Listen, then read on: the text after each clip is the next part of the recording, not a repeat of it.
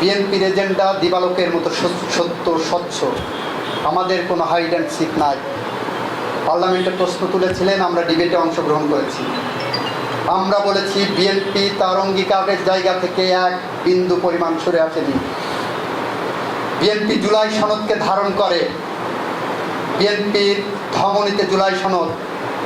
BNP বিশ্বাস করে জুলাই সনদ যেমন বিপ্লবীদের অভ্যুত্থানকারীদের রক্তে লেখা, ঠিক সেই জুলাই সনদের পিছনে আরও বেশি 17 বছর 16 বছরের গল্প আছে, যে গল্পের নায়কেরা 4500-এর মতো ক্রস ফায়ারের শিকার হওয়া মানুষ, যে গল্পের নায়কেরা 700 গুম হওয়ার পরিবার বা গুম হওয়ার সদস্যরা, যে গল্পের নায়কেরা 60 লক্ষের উপরে বিএনপি নেতাকর্মীরা, যে গল্পের নায়কেরা মাঠ ঘাট খাল বিল পেরিয়ে গত 16 বছরের স্বৈরাচার বিরোধী সংগ্রামের রাজপথ দখল করেছিল।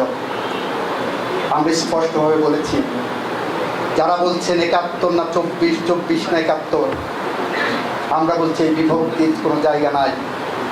71 তার জায়গায় স্বমহিমায় আছে। 71 ছিল বলে আজকে আমরা বাংলাদেশি। আমরা বলছি এর সাথে 90 যোগ হবে। 90 ছিল বলে 90-এর গণঅভ্যুত্থানের মধ্য দিয়ে আজকে সংসদীয় গণতন্ত্রে আমরা ফিরেছি। আমরা বলছি একইভাবে 24 আমার জীবনের অবিচ্ছেদ্য অংশ। আমরা একটার সাথে আর একটা প্রথিত করেছি। সুতরাং যারা বিএনপিকে নিয়ে মিথ্যা প্রচারণায় নামছেন, তাদের উদ্দেশ্যে বলছি, এই বিভক্তি রাজনীতি থেকে ফিরে আসুন।